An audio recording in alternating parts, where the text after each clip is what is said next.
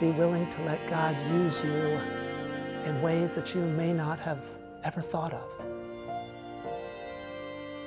I remember going to the oncologist and hearing him tell me that I had cancer. And I knew in my heart that I was going to trust God, whether I was going to live or whether I was going to die. My life was in His hands.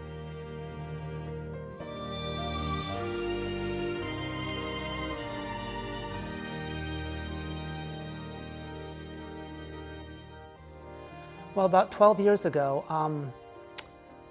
I started having some abdominal pains.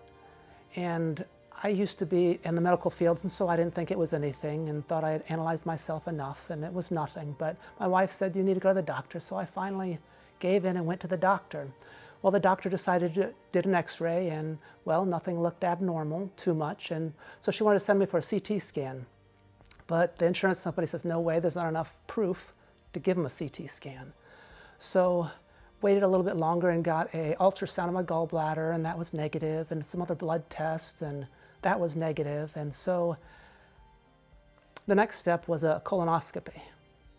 And for those of you who know what a colonoscopy is, you have to drink this wonderful stuff, and it's supposed to clean you out. Well, it wasn't cleaning me out, it was coming up. So I called the doctor said, go ahead and come in anyways and do the colonoscopy. So I went and did the colonoscopy, and after the colonoscopy got done, the doctor always comes in at the end to talk to you, and he says, well, I couldn't get through there. So we need to do some further tests and figure out what to do, or what's in there. So I took a sample, and I'm going to send it off to the lab. So they did that, and after that, it was probably a couple weeks after that, they told me that I needed to have colon surgery to remove what was in there, because it was cancer. And then they said, well, let's go back and do a PET scan, which is a scan to check and see if there's cancer anywhere else. Then they told me, well, you also have it in your liver, 3 spots in your liver. And we need you to go to a bigger city because we can't handle that here.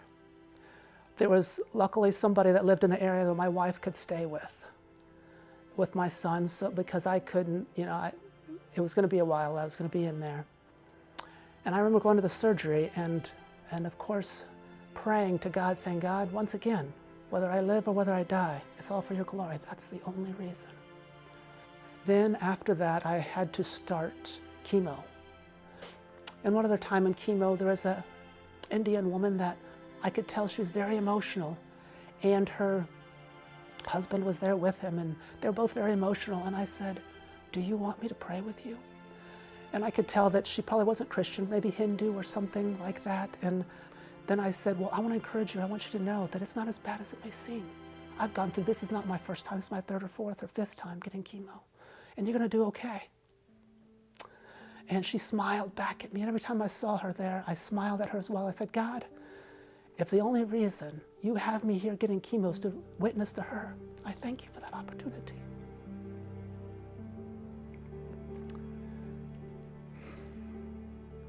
It's when you're at your lowest point and you realize that God is the only support you have. You can't depend on your money. You can't depend on your strength or your mental capacity. You have to depend on God. That's when you really realize how close He is.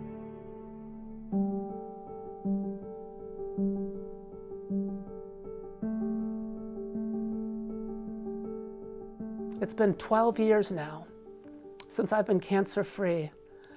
And my doctor, my oncologist, as well as my surgeons, never thought I'd be alive today. The verse that helped me get through this was Jeremiah 29:11. For I know the plans that I have for you, plans of hope and a future.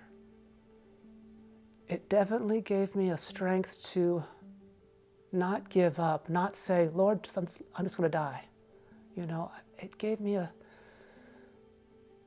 I guess it was one moment at a time. It wasn't day by day. I couldn't even make it through a day. It was moment by moment. But I know He was there with me.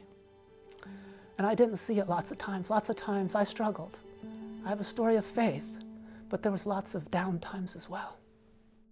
But knowing that God can lift you up out of those down times into those good times, just keep holding on. My message for someone who may be facing this is that to keep holding on God. Sometimes we can't understand. Our human minds are so weak.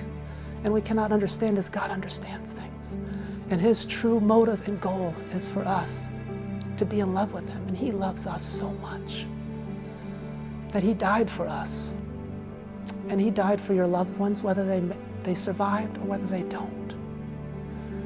And I know all stories don't turn out as mine. I know many, many don't. And I had many friends as well that didn't make it. But I know that God still loves you and he's still in control and will see you through the rest of whatever God has in store for you. I know after my cancer, I said, God, use me, use this story. Only was able to tell it once at the church that I attended at the time and haven't really shared much, yes, to people, but not in a public sense as into helping others through the dark time that I went through so that they can be encouraged. And I hope this does that. I hope this encourages others that may not know where to turn next. You can always turn towards God.